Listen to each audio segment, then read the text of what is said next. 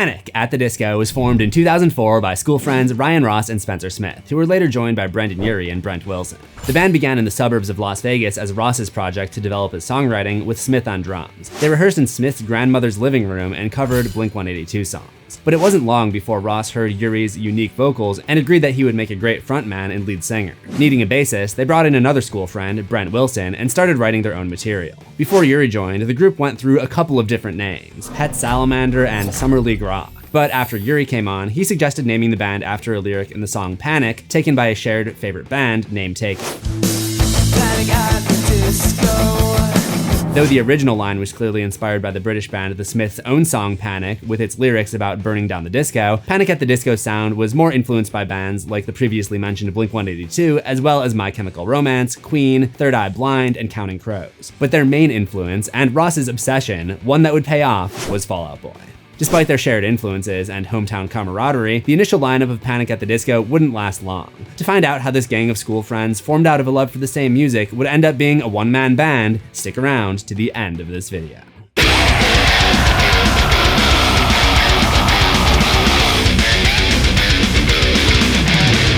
Welcome to Band History. Panic at the Disco are one of those bands that kind of crept up on me. I don't remember a specific moment where I discovered them, but as a fan of Fall Out Boy, I probably became aware of them because of Pete Wentz's praise and promotion of the band. I mean, with him wearing a Pete at the Disco t-shirt and Fall Out Boy introducing them at the 2006 VMAs, they were hard to ignore. Don't you see, I'm the narrator and this is just the prologue. Literally. By the time of their second major release, they were everywhere.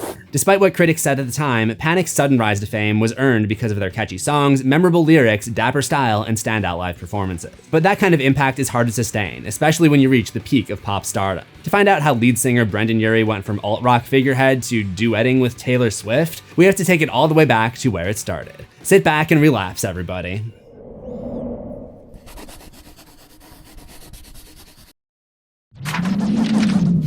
Sure, Panic at the Disco's rise to fame was sudden, but it wasn't without effort. Though most of the members were still in high school, the band rented a rehearsal space to get out of Smith's grandmother's living room, paid for by Urie's part-time job at a smoothie cafe. It was in that rehearsal room when the band chose the direction that would rocket them to stardom, with Smith saying, "In our practice space, there were something like 30 bands, and every day we'd walk into that room and hear the exact same death metal bands. So it kind of influenced us to be different." With all of Panic's members growing up in the suburbs of Vegas, the theatricality of the casino capital clearly had an influence on their music. Their early demos show off how fully formed their sound was. As Urie said, "Luckily Ryan and Spencer had laptops, so we were able to mess around on GarageBand. My parents had a desktop, and I was starting to learn to record and produce. A lot of the stuff was Spencer and I recording beats, writing the song, and putting the song over it." Recorded on Apple's built-in digital audio workspace, these demos have a better sound than you might expect from a group of teenagers recording at home back in 2004. This was the early days of digital home recording, which meant the audio quality was higher than the usual tape cassette demos of the past. But it was the strength of their songwriting that won over new listeners. What few demos they had, Ross posted on the band's MySpace and Pure Volume pages. Thanks to Ross and Urie's obvious talent, rigorous practice, and those intriguing demos, the band attracted the attention of Pete Wentz of Fall Out Boy without ever having played a gig.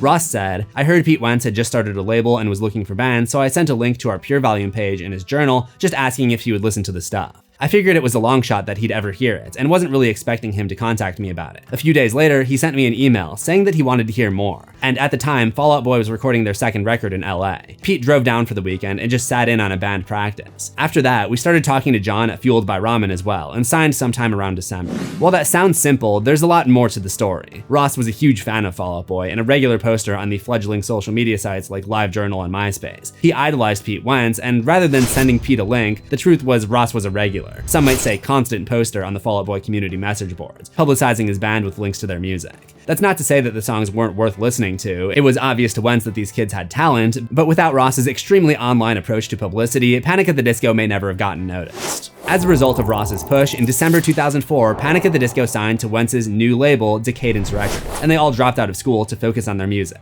Not a decision that their parents approved of. According to Ross, his father was dead set on him going to college and getting a scholarship, and they stopped talking. Ross quit college after just a year. One might say that Ryan Ross's dad had a falling out with his boy. Meanwhile, Urie's parents told him that he had to leave when he dropped out of school, which he described as really rough. I wonder how their families feel now. On top of all the trouble at home, there was already some resistance to the band brewing online.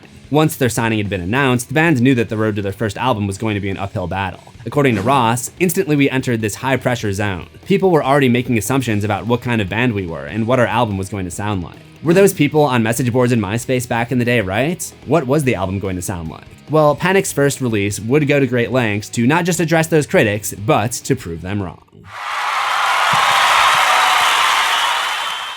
This video is sponsored by BetterHelp. With so much going on in the modern world, life these days can feel like a lot of panic and not much disco. I know I've had moments of feeling overwhelmed at times between running 2 channels, dodging everyone who's getting sick right now, and dealing with the glass box that is the economy. Feels like I never have room to navigate any additional stress in my personal life, which is not a sustainable way to carry yourself. If you find yourself feeling the same way, a great way to reclaim that much needed balance in your life is to talk through it in therapy instead of letting the stress continue to bubble up. And this video's sponsor, BetterHelp, is a great way to do it. I chose to partner with BetterHelp because they periodically check that their therapists maintain a valid license to practice as part of a rigorous process meant to ensure that you'll only be communicating with the most qualified of therapists. But getting started on BetterHelp is just so much easier. Just click the link in the description or go to betterhelp.com/pumpkinmetal to get 10% off your first month of therapy. That's betterhelp.com/pumpkinmetal.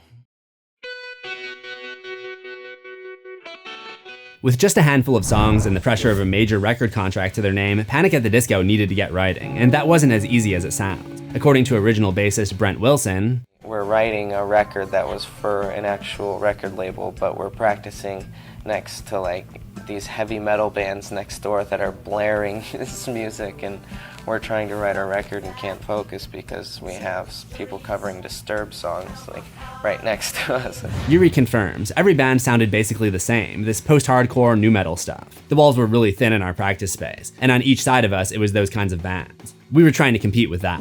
So in June 2005, skipping some of the members' high school graduation, the band packed up, got in a van, and moved out to Maryland to record their debut album. Producer Matt Squire was chosen to help them get their sound, despite his relative inexperience, a move that surprised even Squire. He said, "Panic sought me out. I hadn't been doing this long. They heard my indie records and they wanted to work with me. I think their management wanted them to work with Mike Green, another amazing producer who had just done Paramore's All We Know Is Falling. I think Crush Music and Fueled by Ramen were like, who is this dude?" It turned out to be a smart move by the band. With only 5 songs going into the sessions, Wilson credits Squire with helping them develop and structure the tracks that they were writing as they recorded. Initially, the band wanted to stay away from the heavier sounds that they started with, desiring more of a theatrical vaudeville sound. According to Squire, the vaudeville stuff was kind of all they wanted to do. By the time they got to the studio, they had this identity crisis. They didn't want to sound like Fall Out Boy, so they wanted to do all of this Beatlesy shit. I took them out to lunch and said, why don't we tell the story of that creative evolution as the theme of the album? You guys are from Vegas and you did some dance. Now you're exploring new territory, and that'll be the second half of the album. They didn't want to put the rock songs on the album. The band took Squire's advice to heart. While half the album was written the way that Urie described, using a drum machine and keyboards, the other half was composed to reflect the more vaudevillian style. This was only a couple years after the box office success of Moulin Rouge, with its circus ring Victorian aesthetic, which the band clearly reflected in their music videos and on stage. And it wasn't just music that influenced the material either. The song The Only Difference Between Martyrdom and Blank is Press Coverage is a quote from Chuck Palahniuk's book, Survivor, a novel about a blank cult, where the last surviving member becomes a celebrity and supposed spokesperson for a generation. I wonder why that might have been an influence on a band signed and praised by one of the biggest stars in 2005. The writing credits on the liner notes attribute the music composition to Ross, Urie, and Smith, whereas all the lyrics are credited to Ross alone, a testament to him being a driving factor behind the band's success. Despite the band's eagerness, their inexperience did impact the process of recording. Squire described an incident that gave him more perspective on how green the band were. I put them in a studio and told them to set up as a band and went into the control room to make a phone call to their day-to-day manager, Scott. They were trying to set up, and they didn't know how to use their guitar tuner. They're all standing around trying to figure it out. I interrupted Scott. Have these guys ever played a show? He's like, no, why? Never mind. But while they may have lacked the technical knowledge, the band didn't lack the will to get it done. The group still managed to race through the process in less than a month. Some of this was due to necessity, as Squire recalls. Brendon's voice was blown out for almost the entire tracking of that record. I think we had one good vocal day where we sang all the songs, at least all of the choruses, and high parts were one session. The band were in the studio for sometimes 14 hours a day, pushing the album over the finish line. In the end, pre-production, writing, recording, mixing, and mastering of the album were all completed in just 3.5 weeks. While the sessions were productive, the lifestyle during the recording was not the rock and roll dream. With a recording budget of a little over $10,000, most of that went into the recording process and not living expenses. Wilson described the conditions where they stayed during the recording as, all it was is a floor, 4 mattresses, and spiders. That's it. A toilet that worked half the time and a shower that worked half the time. These living conditions and the pressure that they were under created tension between the band. Everyone got on everybody's nerves, said Ross. The extreme nature of the process clearly took its toll. As Ross said, by the end of that, we were exhausted. Despite the rush, the pressure, the tensions, and the lack of functional plumbing, it felt worth it. The band were proud of what they had created, with Urie saying, every song that we wrote for that first album made it on the album. We didn't think about writing a bunch of songs and picking the best ones. We just had to make the best songs we ever wrote. And that sure seemed to be the case when the album was released less than 3 months later. There was no time to rest for the Wicked, though. With an album in the can, the band were still yet to play a show and needed to promote the record. This lack of road experience was contentious for many bands at the time, with one commenter, scene mainstay Rob Ruckus, saying, "They're not a Las Vegas band, they're an internet band. They haven't paid their dues." Obviously, Panic did not agree. They still had to prove it, though. Once the album was finished, Ross said, "We had 2 weeks to come home and learn how to be a band." Their first ever show was at a venue called The Alley in Las Vegas, and they then joined the National Nintendo Fusion Tour along with their mentors Fall Out Boy, alongside Motion City Soundtrack, The Starting Line, and most incredibly, Resident Evil 4. Resi 4, guys. This was the tour that promoted the ultimate GameCube exclusive. What a time to be alive. We play like the classic games, just like Mega Mario, Man. Yeah, Mario All-Stars. Diddy Kong like every day. Yeah, so like, we do play all those Nintendo games. Yeah. In another interview with Las Vegas Review in the middle of the tour, Ross described the tour as a trial by fire. It definitely took us a couple weeks to get a hold on things. We're still not where we want to be live. This was also the tour where tensions between the band and bassist Wilson began to emerge. There's still some contention over Wilson's input on the recording of the album. Some claim that Urie and Ross wrote the bass parts and taught them to Wilson, but it was his behavior during this tour that started causing problems. Despite these issues, the Nintendo tour was a success and got the band into the public eye just in time for the release of their first album.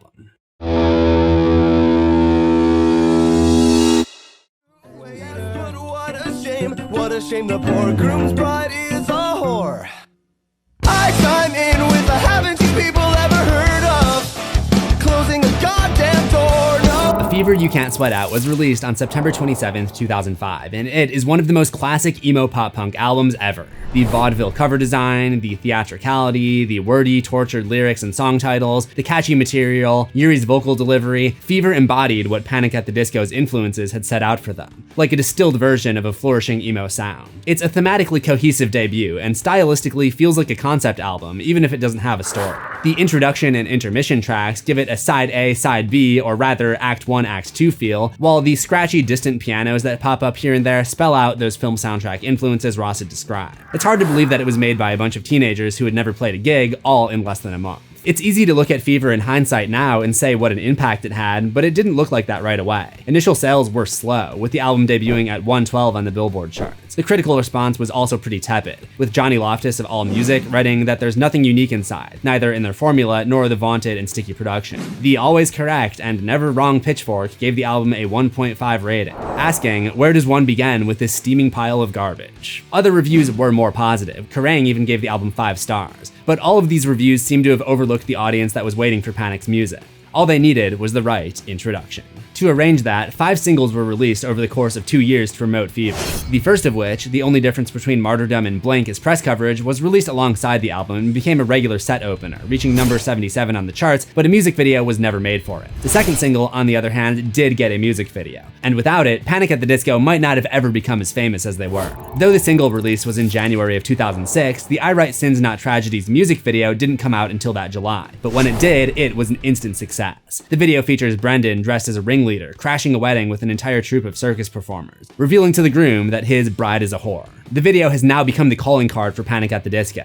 Video director Shane Drake said the look for the band in the video came from them. You know, they were very together, had their heads on straight. It was very actually refreshing talking to them, having worked with so many independent bands that didn't know what the hell they wanted. Everything from the set design, costume design, and Urie's performance still define the band 20 years later. The video was a hit, getting regular circulation on MTV and shared online using this brand new platform called YouTube. The popularity of the video contributed to it winning the MTV Video of the Year award at the VMAs in 2006, beating Madonna, Red Hot Chili Peppers, Christina Aguilera, and Shakira. The success of the video pushed the single up the charts, peaking at number 7 on the Billboard Hot 100 and is still sitting pretty at 420 million views. The next music video for the third single, But It's Better If You Do, followed in the same footsteps as I Write Sins, but this time telling the story of a disgruntled husband fighting with his wife before heading out on a wild night to a speakeasy that then gets raided, and then Brendon is taken away by the cops. Though clearly themed more around the 30s and 40s than its predecessor, But It's Better If You Do has a lot of the same theatricality, with its masquerade masks, burlesque performances, and retro formal costumes.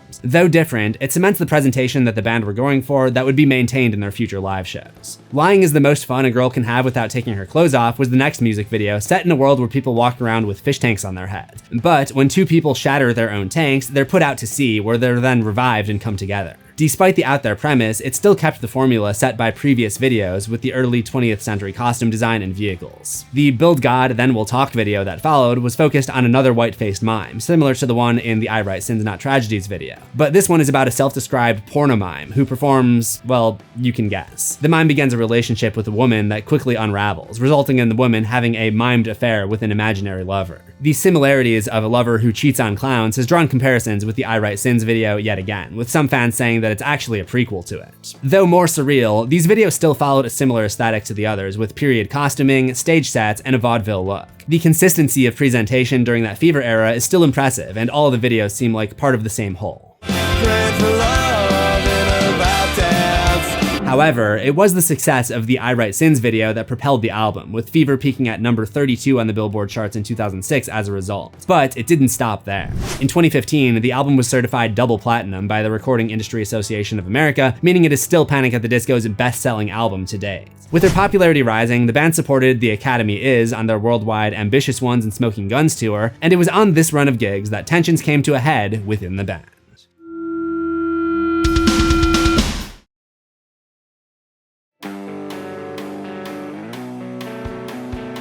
In May 2006, Brent Wilson left the band.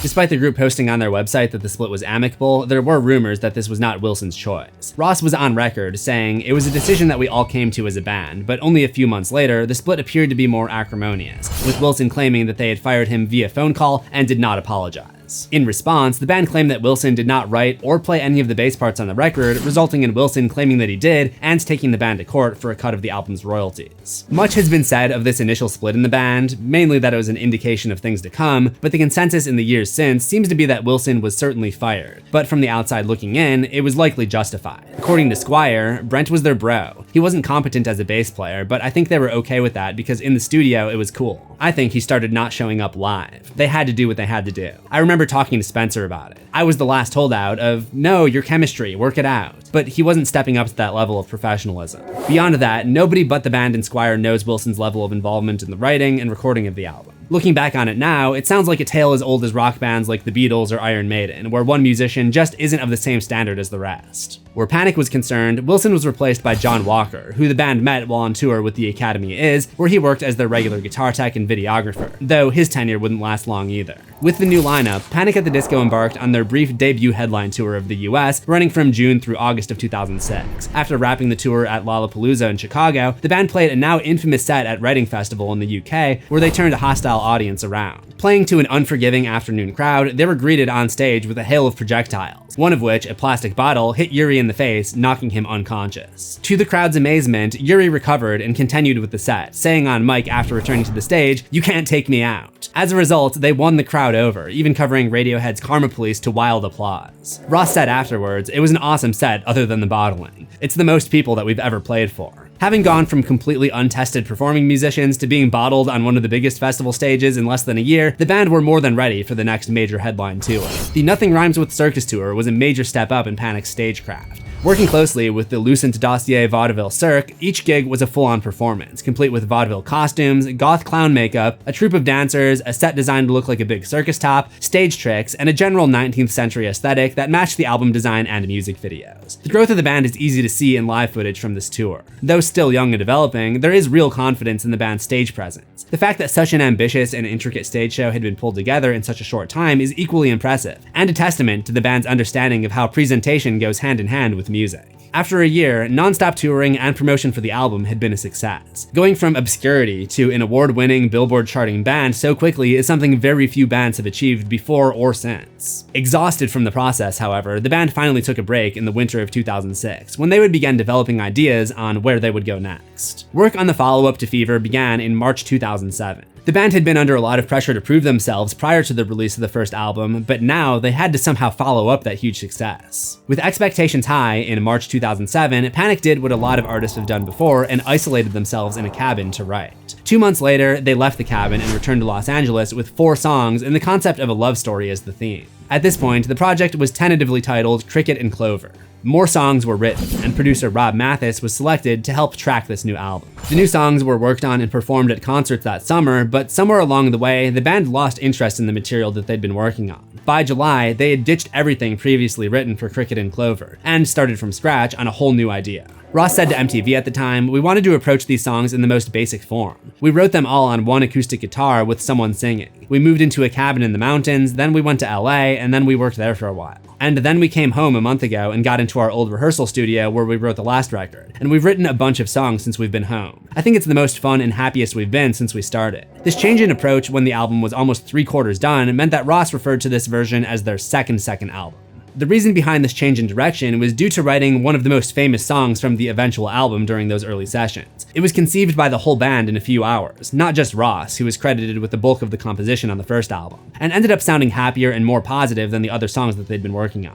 Adopting this new approach, the crop of songs came together quickly, with every song written and recorded in their old rehearsal studio in Las Vegas, and all of them making the cut on the final release. With this new, happier sounding album ready to go, the next question was how to release something so highly anticipated to an expectant audience. Now, this was 2007. It was the peak of the augmented reality, internet puzzle, viral campaign era. From Lost to The Dark Knight, every major property in the 2000s had a mysterious set of online clues to follow or a fake phone line to call. While this was mostly for major motion pictures or TV shows, bands like 9 Inch Nails and Panic at the Disco also realized the potential for generating word of mouth in the internet age.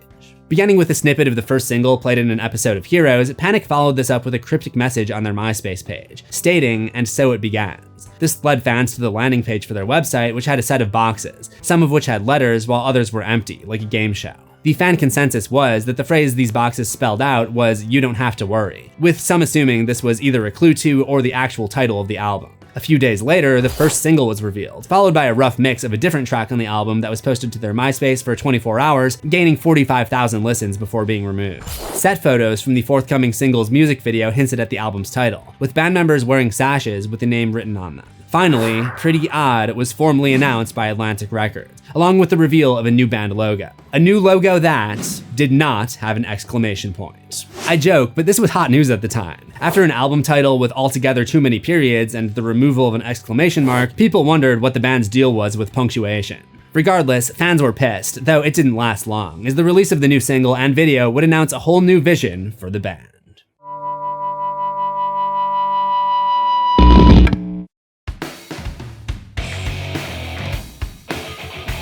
9 in the Afternoon was released on January 29th, with the music video arriving a few days later on February 10th. The video is a kaleidoscope of colorful images, candy-flavored clouds, and a Sgt. Pepper-inspired marching band, complete with elephants and the, by now standard, circus troupe. It maintained a familiar theatrical style to the previous releases, complete with decadent costumes and vivid makeup, but drawing from a different set of references. This time, the overriding influence was from mid-period Beatles. From the marching bands to the animal heads to the individual colored rooms, the imagery showed a completely different direction. The music was a signal of the new approach too, with prominent non-rock band instruments like brass and strings, playful lyrics, and a generally more joyful sound. With the bulk of the writing and recording done at their old rehearsal studio in Las Vegas, the finishing touches were, fittingly, laid down at the legendary Abbey Road Studios in London, where the final mix was also completed. Producer Rob Mathis arranged and conducted the strings and horn parts, further adding to the strong Beatles influence for the whole album. With everything complete and Panic fans straining at the leash, the highly anticipated follow-up to A Fever You Can't Sweat Out from 2 years previous was finally released on March 21st, 2008. Things are shaping up to be pretty odd. Pretty Odd is an underappreciated masterpiece, not just for a band known as an emo pop punk group, but for music at the time.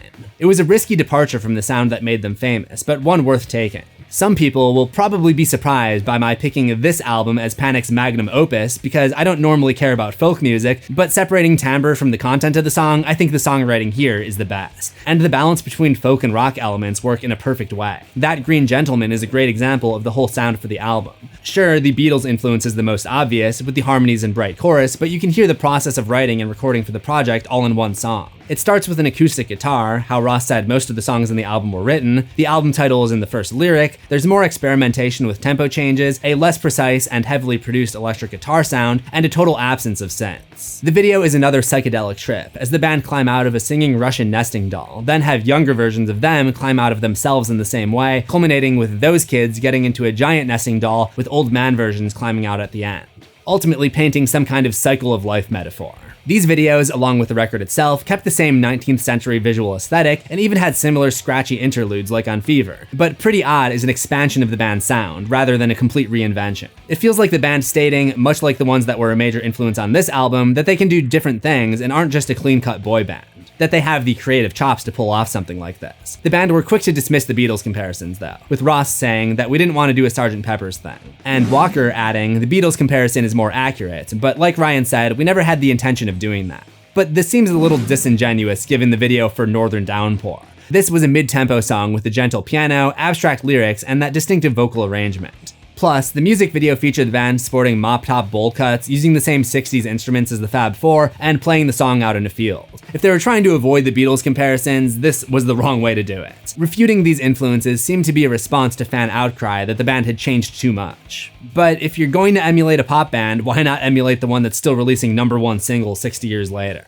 Despite the change in direction, the gamble appeared to pay off. The album debuted at #2 in the US, Canada, Mexico, and UK. But this success was short-lived. Sales dropped off steeply, with the album falling out of most charts by the second week. Fans were confused by the sudden shift. As the poster boys for the emo movement, Panic moving to a sun-drenched, much less tortured sound was out of step with the angsty core of their audience. At the same time, critical response, while less contemptuous than on their first album, was still lukewarm. Spin's review is the most incisive on the album's less than enthusiastic response. Pretty Odd lives up to its title because it dares to be optimistically beautiful at a time when sadness and ugliness might have won them easier credibility.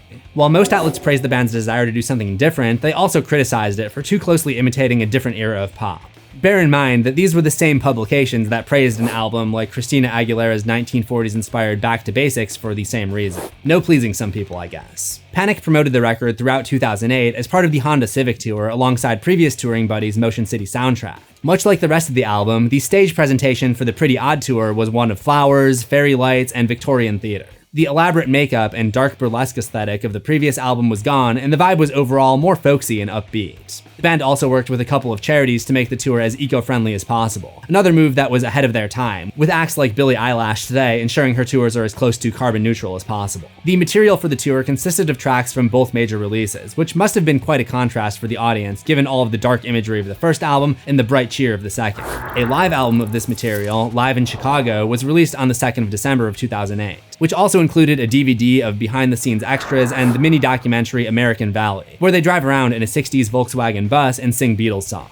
Still not beating those Beatles accusations. In the wake of its release and touring though, Pretty Odd did not do the numbers or have the response that the band were hoping for. There is some context that is missing that might have contributed to the apparent flop of Pretty Odd, however. 2008 was the year of the financial crash, and the New York Times reported that there was a 14% decline in sales of CDs and full album downloads. This was right in the middle of the transition from physical media to downloading music, which would soon become streaming. Not exactly solid ground to be releasing a genre-busting album on.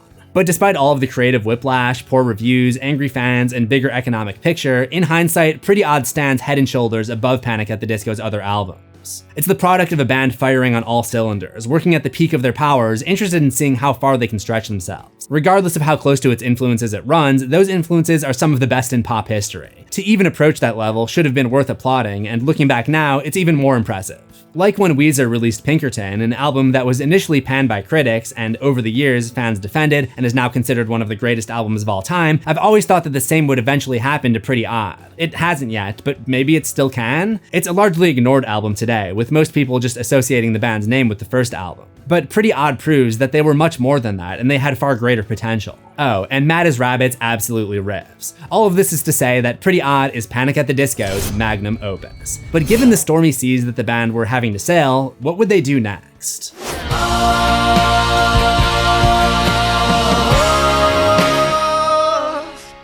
Despite rumors of discord in the band, by the end of 2008, Panic were stating that they were working on a new album and seemed to be going strong. That changed when, on July 6, 2009, a statement was posted to the Panic website, declaring that lead songwriter and guitarist Ryan Ross and bassist John Walker were leaving the band to embark on musical excursions of their own. This musical excursion turned out to be The Young Vanes, a short-lived venture that made only one album and announced their indefinite hiatus at the end of 2010. Heavily 60s influenced, The Young Vanes feels like a pretty logical extension of the Pretty Odd sound, and perhaps explains where the creative differences between Ross and Walker and the remaining two members of Panic might have come from. Ross wanted to go deeper into the retro pop direction, while Urie wanted to remain a contemporary pop band.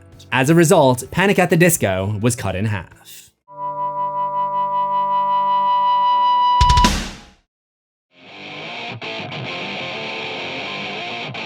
With the main songwriter and instrumentalist gone, Panic at the Disco were left as just Urie and Smith, the vocalist who had contributed only pieces to the lyrics of the first two albums, and the drummer. Not the pair one might expect to carry on a band. Initial speculation was that the group would not hold together as just a two-piece, despite the initial statement making it clear that record announcements and touring schedules would remain the same. But at the end of the same month that the split was announced, fans got another surprise. The song New Perspective by Panic at the Disco was released as part of the soundtrack for the film Jennifer's Body, a goated succubus movie that I have a video about on my horror channel, Cece's World. As much as I love Pretty Odd, this track is one of my favorite Panic songs of all time. It calls back to the first album just enough, but still sounds fresh. The video steers away from the Pretty Odd look and shows the boys in designer suits with skinny ties walking through a high school where a fight breaks out, intercut with clips of the movie. At the end, we rewind through the entire afternoon, but this time, Brendon and Spencer are caught by school staff, escorted from the building, and ultimately caught in the teen drama crossfire and trampled. The song is credited as being written by Urie, and the track's producer was the singer and frontman of Goldfinger, John Feldman. It signaled to fans that this was the direction that Panic were going in. It's also noteworthy that the Young Vanes released their first single, Change, on the same day, making it clear which way the various members had gone, with Smith saying, "Fans are able to hear me and Brendon's song and Ryan and John's song." It's kind of apparent that there's a difference in musical styles, and so it kind of puts to rest some of the rumors about what happened out there. Despite such a massive change in lineup for Panic at the Disco, Urie and Smith were confident about their future, and they didn't lose steam. Throughout the years, Panic made guest appearances in multiple different Fall Out Boy music videos. They were rescued from a sinking boat in the video for What to Catch Johnny, got into a vampire street rumble while wearing white bowler hats in the video for A Little Less 16 Candles, A Little More Touch Me, and did the whole Weekend at Bernie's skit in the video for A Weekend at Pete Rose's for the song Head First Flied into Cooperstown on a Bad Bet, where they walk an unconscious Pete around town, puppeteering him to pretend that he's awake. We also catch a glimpse of Urie backstage in the music video for label mates The Cab's song, One of Those Nights. Despite big budgets for vampire-themed videos like 16 Candles, Panic were still appearing in no-budget fun like for Cooperstown, or just showing up in the background of a smaller band's behind-the-scenes video. Whatever was going on with the band politics or lineup, they were still active and involved in the scene. And as a result, expectations were high for the next tour and record. Guitarist Ian Crawford from the band The Cab and frontman of Brobeck, Dallin Weeks, joined the band on their tour supporting Blink-182. During that same tour, Smith and Urie began working on material and apparently showed Blink's Mark Hoppus some of their demos, which he responded positively to, later suggesting he might be helping produce part of their next album. This was no doubt a huge boost to the duo. They had started out as a Blink-182 cover band. After the tour and some downtime, Urie and Smith went back into the studio on April of 2010 to work on the follow-up to Pretty Odd. But in the end, this was going to take a lot longer than they might have expected. For whatever reason, working with Hoppus fell through, so Panic stuck with new Perspective producer John Feldman to produce the new album. But they also managed to recruit highly in-demand super producer Butch Walker. Walker had previously worked with fellow pop-punk stars Fall Out Boy and Avril Lavigne, but also major pop artists like Katy Perry and Pink. With Walker working on the new album, it hinted that the band were going to be returning to their pop-punk roots, even without a member of their once favorite band. With the benefit of two new producers inside, Urie and Smith discarded the demos of the previous year and began working on a whole new set of songs. Recording for the album took 4 months, between April and July of 2010. During this time, Weeks was brought on as a full-time member of Panic, though is only credited as cover artist in the liner notes for the album. Former collaborator Rob Mathis was also brought in to orchestrate and conduct the strings for the album. On March 9th, 2011, a short film was released titled The Overture, which showed Urie and Smith collecting a group of circus performers like a dancer, a strongman, and unison talking twins to escape from a small town, scored by snippets of the new song. songs. While it isn't a music video, it's simply a promo video, it is steeped in symbolism referencing their former bandmates and moving on without them. It's not all that subtle, but it was a smart way to prime their audience for what was to come. On March 22nd, 2011, Panic! At the Disco released their third album, Vices and Virtues, nearly a full 2 years after the split with Ross and Walker. This album was a return to the original sound and punctuation for the band. This is their most overtly pop-punk album, and it's all the better for it. For me, it's right up there with the first two as another classic of the genre. Even without Ryan Ross and John Walker, Spencer and Brendon hold it down just fine. Butch Walker's work on the album is evident, a much louder, heavier sound compared to the production of Fever. Urie is credited with not just being the lead songwriter, but playing almost all instruments on the album except for Smith's drums, and that's wild. The bass playing in particular, probably informed by touring with Weeks, really stands out on the record, giving each song a dancier vibe than the previous outings. The most obvious change in Vices and Virtues for Panic! At the Disco is the return to that Victorian aesthetic, though this time around it's more steampunk than vaudeville. The red curtains, top hats, and tailcoats are still there. This seems to speak most strongly in where the creative differences lie in the split with Ross. Urie looks much more at home in this costume than in the 60s style of Pretty Odd.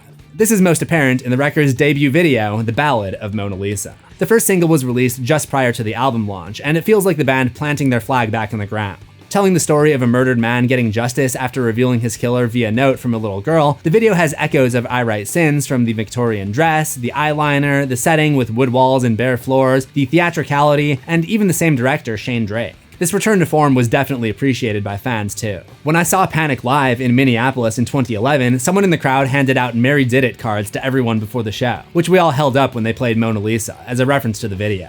It's a great track, a brilliant opener, and it was just what the band needed to show where they were without their former members. Though Ross's presence isn't completely absent. The subsequent music videos pushed the band further into a new look while still keeping parts of their old style.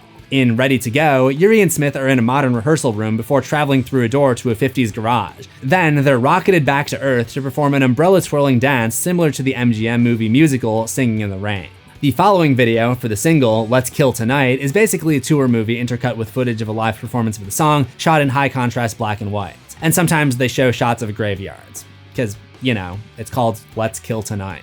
This kind of video barely qualifies as a music video in my opinion, but perhaps the less jokey, more sophisticated approach was a signal for the direction that the band would ultimately go.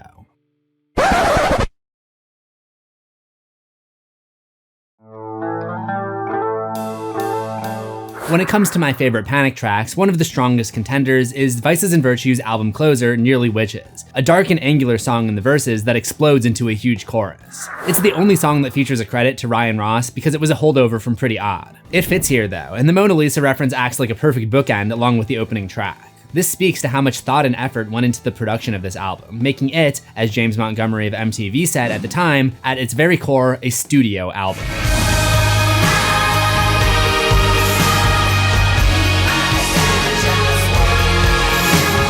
Other reviews at the time called the album some variant of refreshing or recharged, highlighting that the record takes the good of both previous albums and updates them. Also, to the album's credit, the only thing negative reviews tended to point out were Urie's lyrics, with Spin saying that they sounded like generic diary entry romance. Personally, I think lyrics like, "You're behind my eyelids when I'm all alone," and "I'm a fly that's trapped on a web but I'm thinking that my spider's dead" are absolute peak.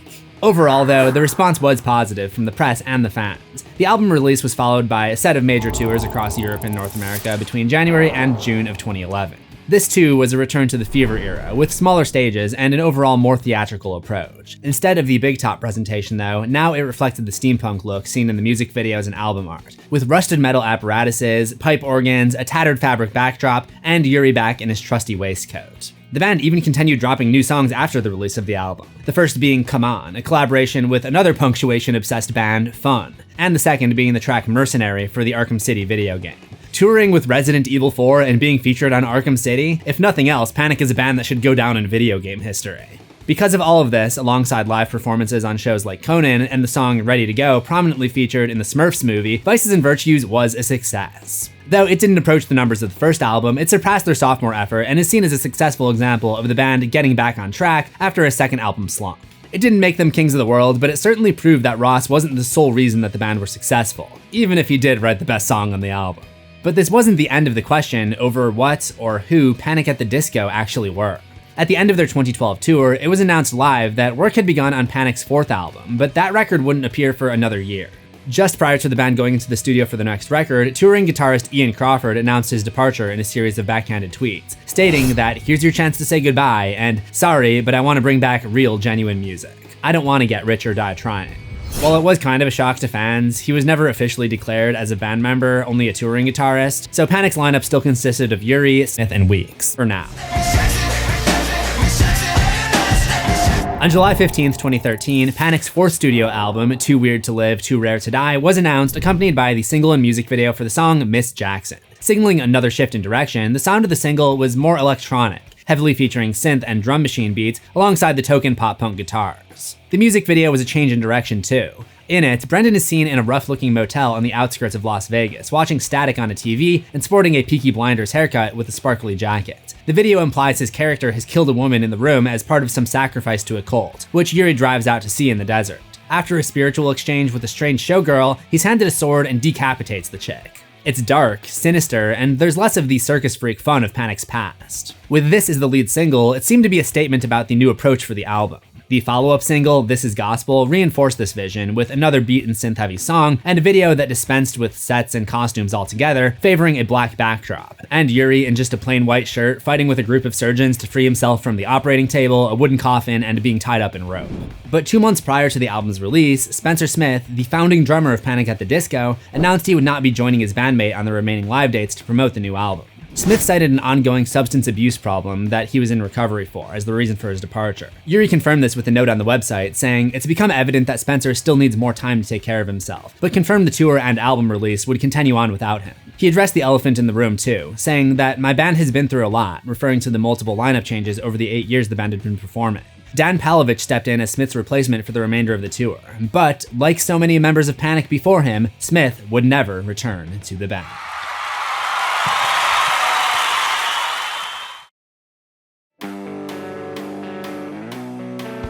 When Too Weird to Live, Too Rare to Die finally dropped on October 8th, 2013, there was no doubt Panic had left their previous look behind. Everything, from the cover and the album's production, to the salacious video for girls/boys, featuring an almost completely nude Urie and literally nothing else, spelled out how far Urie wanted to distance the band from the previous look and sound. It might actually be the cringiest music video ever, but maybe my female viewers would disagree. Most notable in the approach to the album was the lack of any retro features. Where all 3 previous records featured costumes and sets from an era of the past, like the 19th century, early 20th century, or 1960s, Too Weird to Live, Too Rare to Die was totally contemporary both in look and sound. Coming off Vices, I was so hyped for this album. I remember hearing the single Miss Jackson and thinking it was okay, but there would certainly be better songs. I was wrong. That track ended up being my favorite. Too Weird was clearly a step further in the direction of the hyper-focused sound of Vices, but this time it was a huge step away from emo. Though it still retained a personal touch, drawing from Urie and Smith's past as Las Vegas residents, Urie stated in an interview with The Hollywood Reporter, "It's kind of my homage, my anthem to growing up there." This is most evident in the album's title and cover, the title being a quote from Hunter S. Thompson's novel Fear and Loathing in Las Vegas, and the cover art showing Urie walking in the Nevada desert with the cityscape behind him. While the Vegas influence has always been present in the subtext of Panic's theatrical presentation, now it was explicit. Tying the imagery of the album art, music videos, and live shows had always been an important part of Panic's visuals. So by dispensing with the retro look, and in many ways, the retro sound, Panic could claim that they had shed the now aging emo label. But were they even Panic at the Disco anymore, or was it in name only? People were starting to whisper about the sole remaining Panic member. Is Brendon Urie a Machiavellian genius who tactically outmaneuvered 4 previous bandmates also that he could have full ownership over the Panic at the Disco name? Or was he so toxic that all of his friends had to leave? Was he really that controlling? For what it's worth, I doubt any of that's true. While Urie is definitely an opportunist who has kept the Panic name going essentially for brand recognition, the departure of all the band's previous members isn't all his fault. While we don't know what goes on behind closed doors and can only speculate, the bottom line is that there's plenty of evidence that corroborates the general narrative of events. Wilson was fired because he clearly had issues stepping up to the rest of his bandmates' professionalism by missing rehearsals or being late to performances. Ross and Walker's departure, though complicated by the fact that Urie and Smith kept the Panic brand, was inevitable given how drastically different the sound of Take a Vacation and Vices and Virtues ended up being. There really wasn't any middle ground. Ultimately, it was a classic tiff. Urie had a drive for commercial success, while Ross stuck to his guns of artistry and integrity. And Smith's departure is a sad one of practicality for a touring band. Better that Smith left the band and prioritized his health rather than the alternative, something so many musicians still succumb to. The changing sound of the band was as much about changing trends and changing band members. Panic at the Disco has always used a broad palette to make their music, and Urie, for better or worse, has always been the face of that name. He and the Panic brand are basically the same thing. We can argue over whether that had always been Urie's intention, but we'll never know. Whatever the reasons and whatever the outcomes, from Smith's departure onwards, Panic at the Disco essentially became the title of Brendon Urie's solo project. A fact that defines the next 3 records. I honestly wish Urie had just released the following music under the name Brendon Urie instead of Panic at the Disco, because it doesn't appeal to me as someone who is drawn to the band as a fan of rock and emo. Him releasing his pop albums under the name Panic at the Disco would be like if I just uploaded all the Pumpkin Metal videos onto CZ's World instead of making a new channel. Urie continued touring and promoting for Too Weird to Live, Too Rare to Die for the next few years, with a video for Nicotine dropping in early 2014, featuring Urie walking and driving through a wintry landscape in black and white, intercut with images of the woman that he's singing to, clearly drawing a parallel between his romantic life and substance addiction. In 2015, it was officially announced that Smith had left the band, followed by the announcement that Weeks, the last remaining official member other than Urie, was changed to just being a touring musician. After that, the band consisted mainly of other touring or session musicians supporting Urie.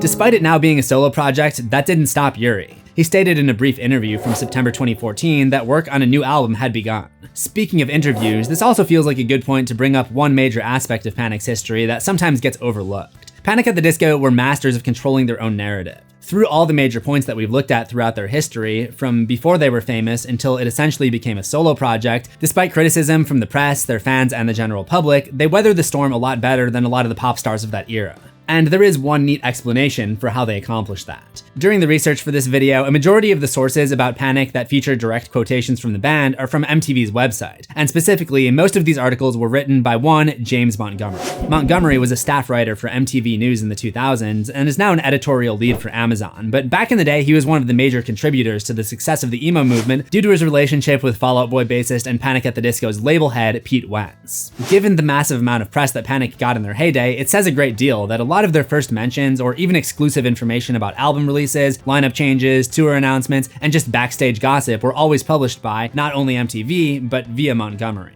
Whereas most of this sort of thing is dealt with through social media today, staying on top of the narrative back then was a lot harder. Panic at the Disco's ability to get ahead of assumptions by being in touch with a major publication at any time meant that the band were greatly in control of how they were publicly perceived. It also says a lot that it was in the midst of Panic's transition to a solo project in 2014 that Montgomery left MTV to work for Rolling Stone, a publication with a much older audience. Panic's former unofficial press officer was no longer addressing their core audience. But with this whole new era, an expectant public were interested to see where Urie was going to take the Panic brand as a solo act.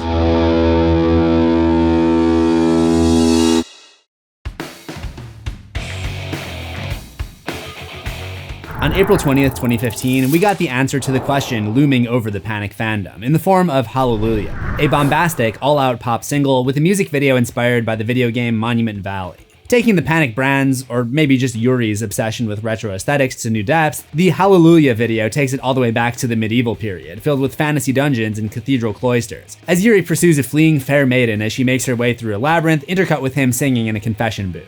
It's a weird visual, but works with the lyric about sinners singing Hallelujah. It seemed to find the right crowd though, with it being only the second top 40 single for the band since I Write Sins Not Tragedy. There were 4 singles and music videos that would drop before the official release of the album, but we'll talk about 2 of them in a moment. The next song was the song Victorious. The video takes us back to a more humorous tone, where Urie plays a fighter who wins a match, but is also awarded with trophies and giant checks for doing other basic stuff, like not calling his ex and helping an old lady cross the road, culminating in similar praise for hooking up with a new woman. It's silly and maybe a little bit self-aware. Urie is making fun of himself, but also giving himself all this praise and access to supermodels at the same time. In the video for Emperor's New Clothes, Urie tries to create a narrative through line from the video for This Is Gospel by continuing from the end of that video. The implication being that whatever freedom Urie's character gained by escaping those surgeons is undone when he's sent down to hell, where he turns into a gray-skinned horned devil. Along with the skull backing singers and the jerky film style, Urie is still having fun, but also seems to be poking fun at himself again, by literally painting himself as a devil. But again, is this Urie trying to get ahead of the criticism for selling his soul for pop fame? It was left up to the audience when, on January 15th, 2016, the 5th studio album under the Panic at the Disco name was released. Death of a Bachelor follows the pop formula of Too Weird to Live, Too Rare to Die, but zeroes in on an aspect of Urie's pop interest from that album. Where Too Weird to Live, Too Rare to Die was about Vegas more broadly, Death of a Bachelor is an undisguised attempt at emulating that big band Vegas sound from the Rat Pack, a group of singers and entertainers from the 1940s to the 1960s. They made movies, performed shows together, and are most often associated with crooners like Frank Sinatra, Dean Martin, and Sammy Davis Jr. Urie posted on Instagram about the release of the title track from the album, saying that Frank Sinatra turns 100 this year, and that Urie still felt his influence in the writing. On the title track, Urie adopts a sweeping crooner-type vocal, matched with brass-heavy, finger-snapping production that tries to capture that old-school 50s Vegas style. The music video features Urie ordering a drink, then singing to an empty casino bar on stage, shot in black and white, adopting the same vintage flair with a modern twist that the music implies. Elsewhere on the album, Crazy Equals Genius, with its hard-swinging drums, sounds more like a Big Bad Voodoo Daddy track. The swing band, perhaps most famous for recording the theme tune to Third Rock from the Sun. The album closer, Impossible Year, is undeniably influenced by It Was a Very Good Year, a song made popular by Sinatra. Despite being heavy on pop, Urie continues his trend of making albums that are thematic, even if not fully crossing over into concept album territory. In the next video, for LA Devotee, Urie picks up the horror thread from Emperor's New Clothes by tying Noah Schnapp from Stranger Things to a chair and torturing him with mind control in a more folk horror themed story. Shout out to the M. Night Shyamalan inspired visuals, I love to see it. Meanwhile, the video for Don't Threaten Me with a Good Time keeps the horror train going. It depicts a succubus monster seducing Urie, only to bloodily devour him and take on his persona in order to do the same to others. It's all presented in a grainy 70s look for that retro horror feel, and it's shot from the POV of the succubus. As much as I am not the audience for Brendon Urie's pop career, this video ran so that In a Violent Nature could, walk very slowly. These darker videos are at odds with the new crooner chic that the album is going for, but there's some artistic flair here. Death of a Bachelor, as with all of the subsequent solo albums, was produced by Jake Sinclair, known for his work with Weezer and Fall Out Boy. His work is somewhat hit or miss for me, but his hits are huge home runs, like the White Album, for example. The writing, like a lot of pop albums since the 2010s, is credited to a team of writers alongside Urie, who is the sole instrumentalist for the album other than the horn players. Urie summed it up best on the album's announcement post on Facebook, stating that this album is me. And given that he pushed on without the rest of the band that made Panic famous, this is technically very true. This is the record that put Urie, quite literally, in the spotlight. It's an interesting move, but a far cry from the pop-punk origins of the band, a theme that would continue for the final two records. Following a joint headline tour with Weezer and a cover of Bohemian Rhapsody for the movie Squad, Urie released a final single and music video for the album, LA Devotee. This was followed by the Death of a Bachelor tour, the Orlando, Florida date of which was recorded for the live album, All My Friends Were Glorious, released on December 15th, 2017. It's a live album of mainly Urie-heavy Panic tracks with only the occasional nod to the past, with songs like I Write Sins Not Tragedies and 9 in the Afternoon. Not long after that, Dallin Weekes announced his official and apparently amicable departure from the touring lineup in a post on Instagram, saying, "I'm grateful for the chance that I've had to be part of Panic at the Disco for nearly a decade. I will always consider myself indebted to those who made me feel welcome to be a part of Panic at the Disco. You changed my life." With absolutely no remnants of past versions of the band left, no one could really tell what Panic or Urie would do next. There's no good times. This impossible year.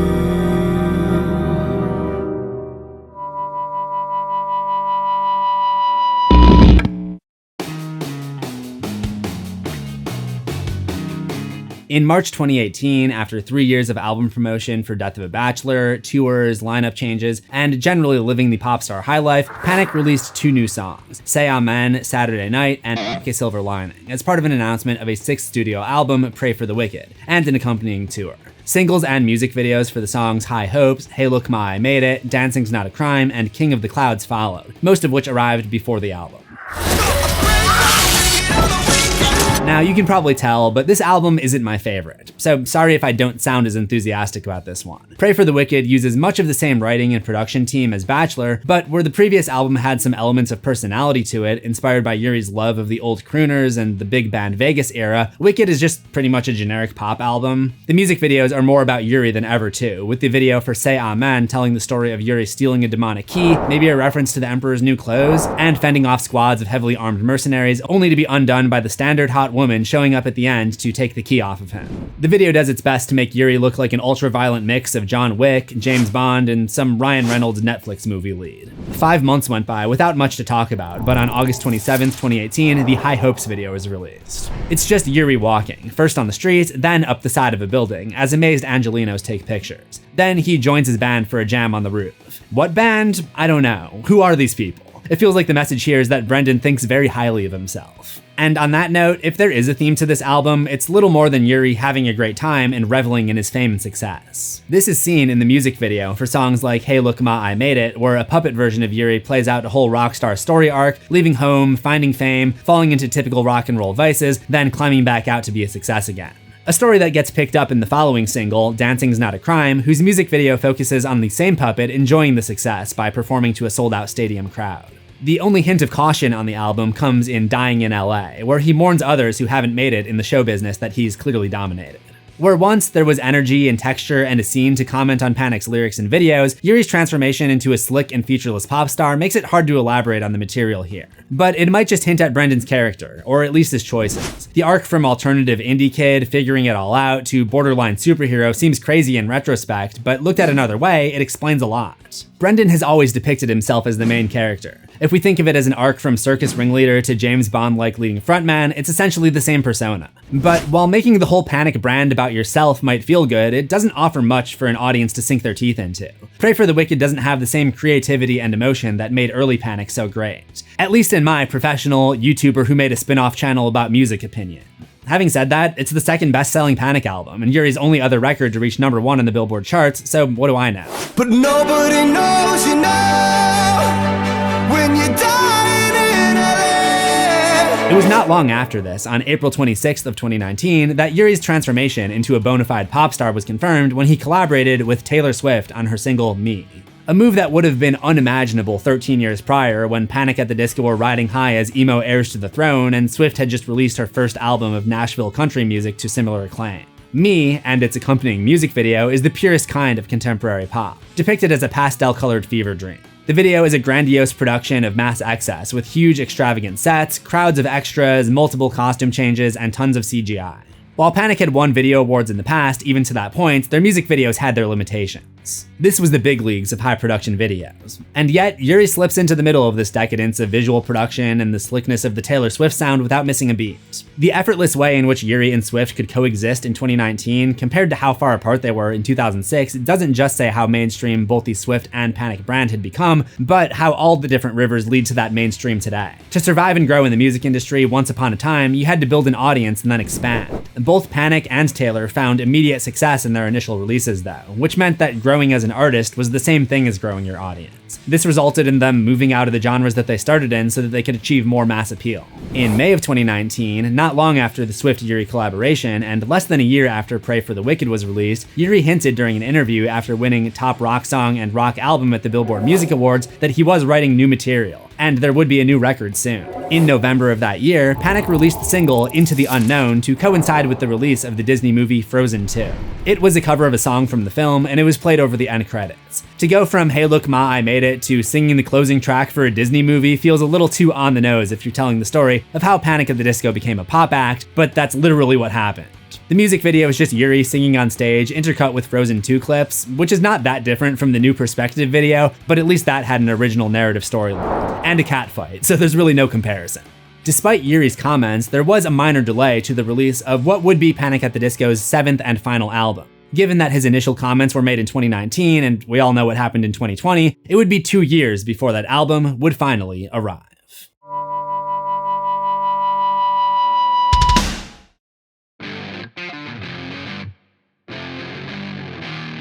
Viva Las Vengeance released on August 19, 2022, a full 4 years after Wicked, the longest gap between records for the band.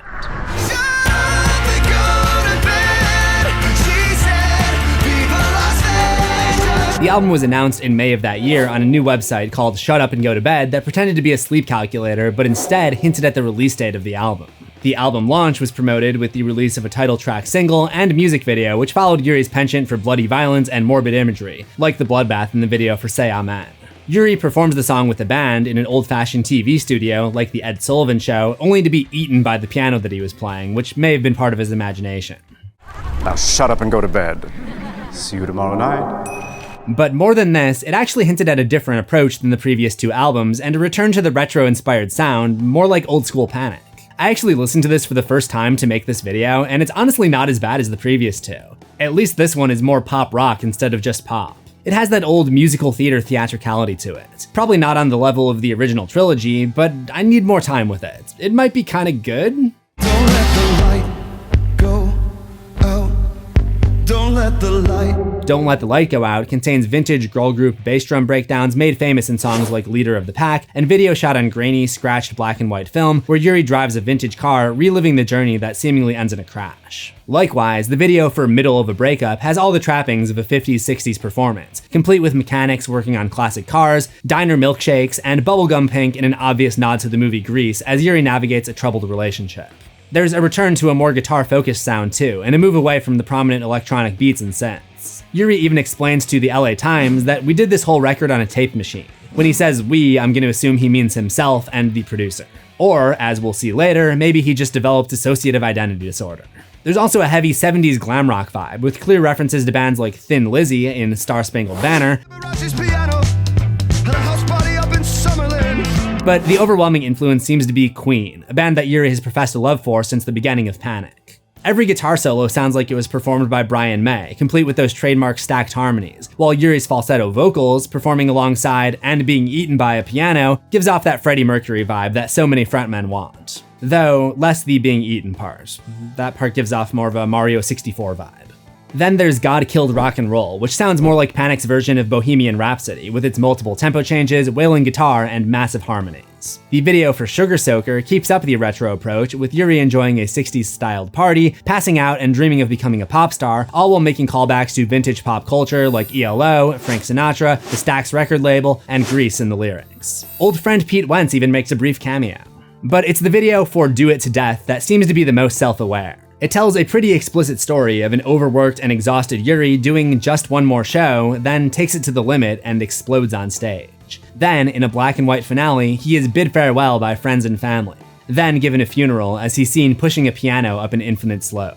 As a way of taking control of the narrative, especially about an ending, Do It to Death is a pretty unambiguous and kinda sweet farewell. All around, Viva Las Vengeance feels like a less cynical move from Urie, making an album as a love letter to his biggest influences rather than making another album designed to be as commercial as possible. It doesn't hurt that these are all sounds that are very on trend in a TikTok-dominated market, but the retro sound and presentation feel more like old Panic, and dare I say it, more in common with their magnum opus, Pretty Odd, with its unashamed worship of classic rock acts, appearance, and even their methodology. It's almost a shame, given that former bandmate and main driving force behind Pretty Odd, Ryan Ross, would probably have approved this kind of shift. Sadly, this album would turn out to be a swan song for the Panic at the Disco brand. After the release of Don't Let the Light Go Out and a music video for Sad Clown, in which Urie enjoys an 18th century dance-off in a Regency-era mansion, the band streamed Everybody Needs a Place to Go, a digital concert. This was a ticketed online event where people could watch a broadcast of pre-recorded concert film of their performance in Chicago. The fact that this was in Chicago could be seen as a full circle moment for Urie, given the fact that the first live album from Panic was also recorded in Chicago. Or maybe Chicago crowds are just awesome. After that, the song House of Memories was re-released in October of 2022. Then, on January 24th, 2023, Brendon announced that Panic at the Disco was breaking up. At this point, they'd been broken up for 14 years, and he had been a solo act for 7 years, so like most people, I just assumed he meant he was retiring from making music. And not that he had developed DID, but you never know. I kind of wonder if he's self-conscious about being a solo act now. At the beginning of Sugar Soaker from Viva Las Vengeance, he does this thing which makes it sound like the song was just the boys riffing or something. But remember, this was planned. He's the only member. If we're being generous, maybe he was just tired of doing it all by himself? Public reaction to the breakup was mixed, with some expressing confusion and heartache, not wanting their favorite band to come to an end, while others said that they'd never smiled so much to hear that the band was dead. The sentiment was echoed around the internet, with some sad that the Panic brand had ended, and others glad to see it gone. For some, there was a sense that it was about time, given that the band had just been a Urie solo project for years at that point. One tweeter used a Simpsons meme to express the fact that the band was already dead. But there is one last twist to the Panic at the Disco story.